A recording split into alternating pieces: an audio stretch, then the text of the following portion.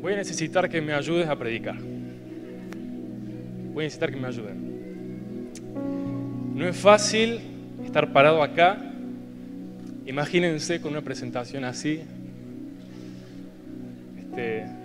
Suena mucho más rimbombante de lo que es, de verdad. Algunos le vinculan la palabra talento. En realidad es 99% esfuerzo y quizás hay un 1% de talento.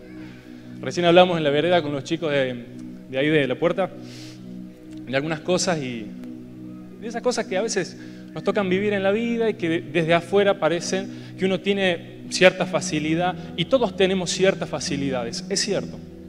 La Biblia dice que Dios depositó dones en nosotros. Nosotros identificamos a los dones porque son como esas facilidades. Y hay otros que se activan después. Pero yo soy de los que creen que los que le sacan jugo a esos dones son los que saben que no deben depender del don, sino del sacrificio, del esfuerzo que le pueden poner a ese don. Yo soy de los que aprenden con la lamparita de Thomas Edison, pero aprenden más con las 999 que fallaron, que dicen que él hizo antes de hacer la primera que funcionó. Acompáñame el libro de Génesis, capítulo 21, versículo 22.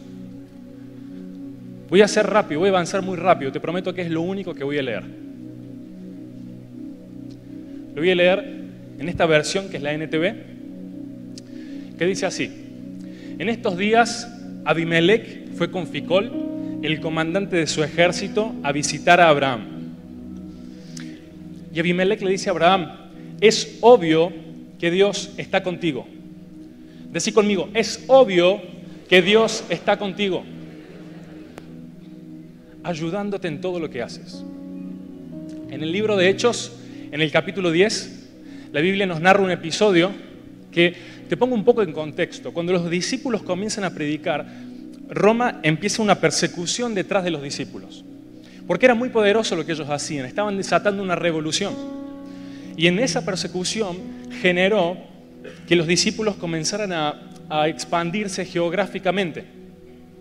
Y en esa expansión, en ese recorrido que hacían por la tierra, un día Pedro estaba parando en la casa de un hombre que se llamaba Simón el Curtidor. Así lo describe la Biblia.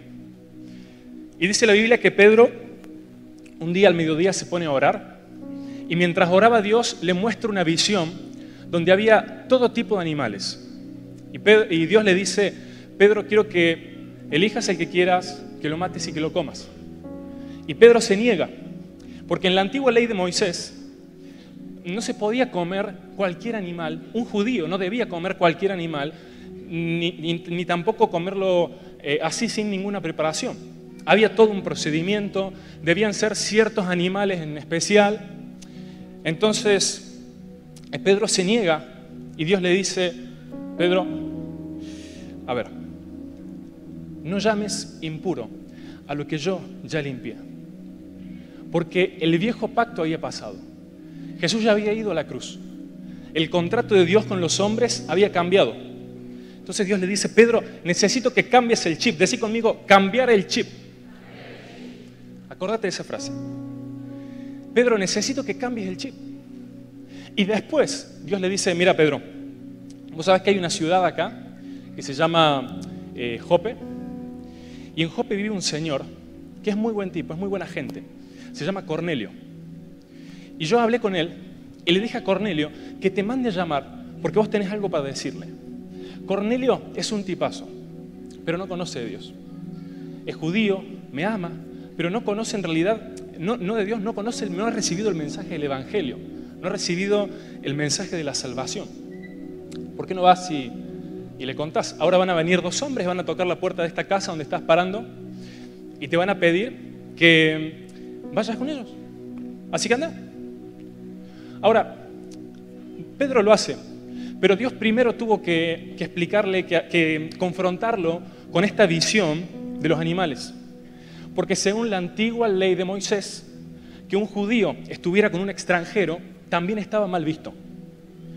Entonces, primero Pedro debía cambiar el chip para aceptar esa orden e ir a la casa de Cornelio.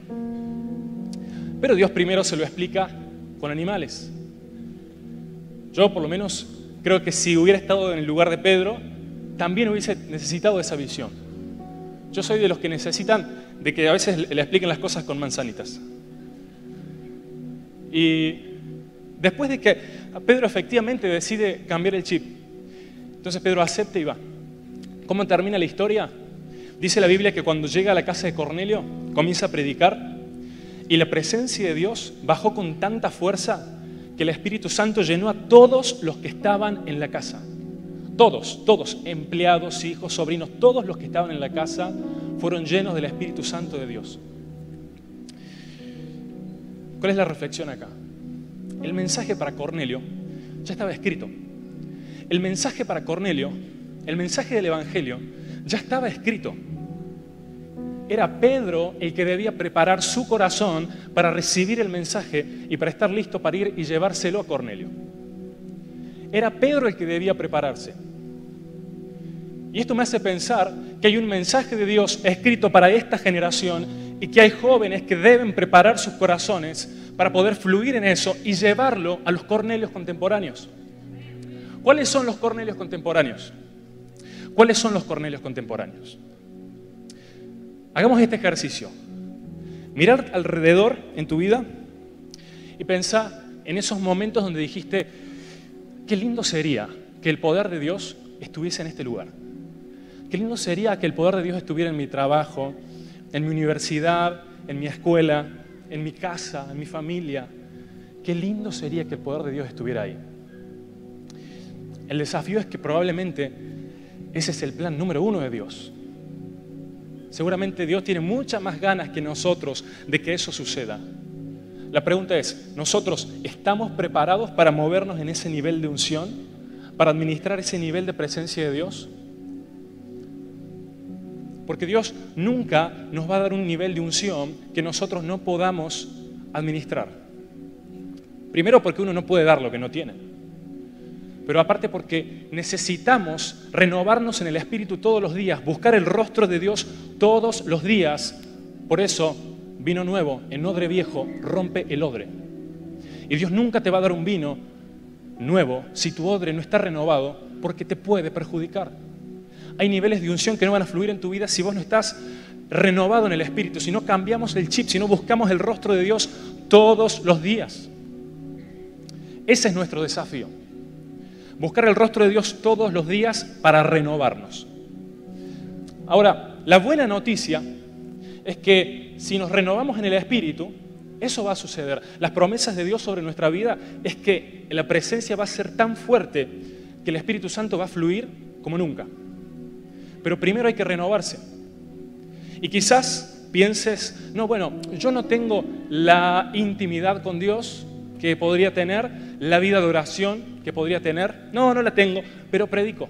Sí, yo le hablo. Yo conozco gente así. Yo conozco gente que ni siquiera se congrega, pero se jacta de que predica. Y no está mal. No está mal predicar. Pero lo que Dios tiene para nuestra vida es mucho más fuerte. Lo que Dios tiene para nuestra vida implica el factor Dios. ¿Querés saber si Dios está en tu vida? El análisis es muy simple. Fíjate si te cierran los números. En todo sentido lo digo. Cuando hay algo que no se explica, cuando hay algo que es inexplicablemente favorable para nuestras vidas, ese es el factor Dios. Y lo que Dios quiere hacer con tu vida tiene el factor Dios. No se puede simular la presencia de Dios. Yo no puedo simularla, no puedo recrearla de manera artificial. No se puede. Porque el factor Dios tiene la propiedad de lo sobrenatural. Y eso es lo que te va a acompañar en tu vida. Eso es lo que te va a acompañar cuando prediques y cuando entres a un lugar. La sobrenaturalidad de Dios es lo que va a fluir en tu vida y lo que va a hacer que el factor Dios sea visible. Ahora, aunque querramos simularlo, que digamos, no, bueno, pero mi intimidad con Dios no es muy buena, pero yo igual estoy dispuesto a hacer influencia, me encanta gritar, soy influencia. Bien, pero a ver, uno no puede dar lo que no tiene. Necesitamos renovarnos para recibir el vino nuevo. Pero para Dios, el fin no justifica los medios. Por eso la canción que cantábamos decía, que lo dice David en sus salmos, que Él es el pastor que va detrás de la oveja perdida. dejando a todo el rebaño atrás. ¿Qué significa esto? ¿Cómo es eso de que puede dejar todo el rebaño atrás y seguir siendo un buen pastor? Cuando veas el lugar donde te moves, tu familia, tu trabajo, etc., ese lugar, esas personas son potenciales ovejas de Dios. La pregunta que me debo hacer es, ¿soy una oveja cómplice de lo que el pastor quiere hacer con ellas o estoy distrayendo al pastor de las demás? Porque si yo me alejo, si yo soy la oveja descarriada, voy a estar distrayendo al pastor de cuánto puede alcanzar a las demás ovejas. Pero no te preocupes. Dios nos dice que si buscamos su rostro todos los días, permaneciendo en la intimidad con Dios, aunque te tropieces, aunque te equivoques, porque cuando querés permanecer, el diablo viene y te dice, mirá, en realidad vos ya derrapaste. O sea, permanece 1, 2 días, pero ya siempre con lo que te pasa, con lo que hiciste, con eso que no te podés sacar de encima, con esa derrota crónica que tenés en tu vida o en algún área de tu vida. No, la oración está para la gente bien. Hey, no llames impuro a lo que Dios ya limpió. Dios nos promete que si buscamos su rostro todos los días, hay un secreto en permanecer. Y si buscamos su rostro con perseverancia, el poder de Dios va a bajar sobre nuestra vida con tanta fuerza que hasta el más ateo dirá, es obvio que Dios está contigo. Es obvio que Dios está contigo porque te va bien, porque aunque tropiezas te levantas, porque aunque el dólar vuele, vos podés sobrevivir igual. Porque aunque estés en la cárcel, podés cantar igual. Ustedes saben que una de las cosas que más predican y que más influencian son las canciones que hacemos en los periodos en los que estamos encarcelados. Ahí el pastor comentaba que yo trabajo en una universidad. Soy el director de una licenciatura, de una carrera que es la licenciatura en animación digital. Y mi primer año de trabajo tuve un problema con una materia, con un docente, y un grupo de alumnos se me atrincheró. Se enojaron, hicieron una nota, la firmaron no sé cuántos, tenemos 500 alumnos en la carrera, así que imagínate que son varios. La firmó un montón de chicos y me llega a mí una nota como de 5 páginas, encima re bien escrita, chicos bien, con buena intención. Entonces, tuvimos este problema con este profe, ¿qué hacemos? Bla, bla, bla, bla, bla. Y yo me acuerdo que cuando me la entregan a la carta, estaba con otros compañeros de trabajo y yo obviamente no, me puse mal. Pero bien, digo, a uno le duele, pero tampoco te derrumbás. Porque sabes que para los que aman a Dios todo nos ayuda para bien. Así que, bueno, vamos a resolverlo. Y alguien que estaba al lado, se fue la persona que me dio la carta, y alguien que está al lado me dice, ¿cómo haces? ¿Cómo hago qué? No, ¿cómo haces para seguir de pie? Le digo, me dice, si a mí me hubiesen dado la mitad de esa carta, a mí ya me hubiesen salido 3 úlceras. ¿Sabes cómo termina la historia? Eran como 50 chicos los que habían firmado la nota. Me junté con ellos y con el alma mater, como el líder del piquete. Hablamos, llegamos a un acuerdo. Con el paso del tiempo, el que dirigió ese grupo se convirtió en el mejor aliado que tuve en toda la carrera. Un chico que egresó este año y tengo unas ganas de convocarlo como profe porque es excelente. Porque siempre le está buscando la quinta pata al gato, siempre está buscando el pelo en la leche. Porque los que amamos a Dios, todo nos ayuda para bien. Todo nos ayuda para bien, todo. Todo.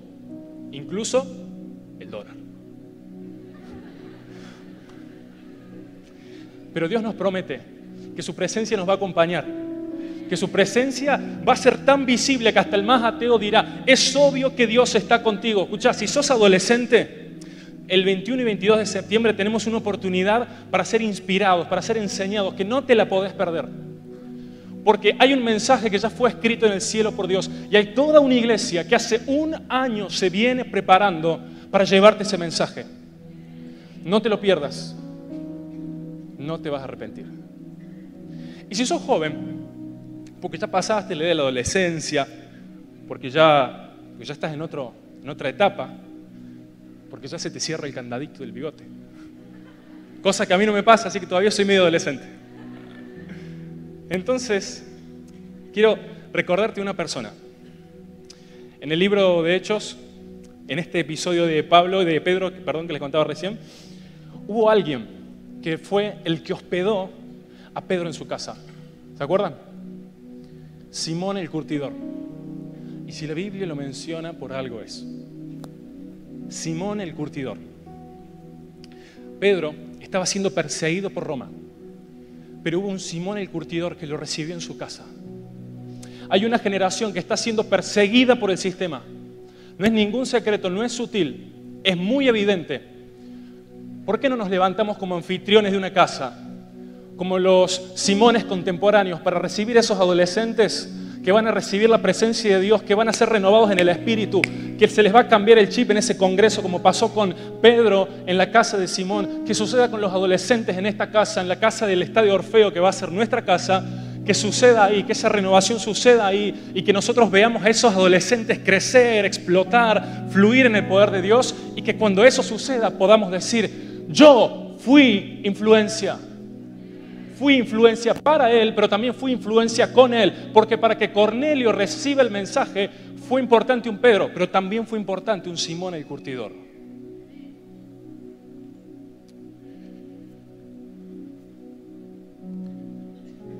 Con esto voy a cerrar.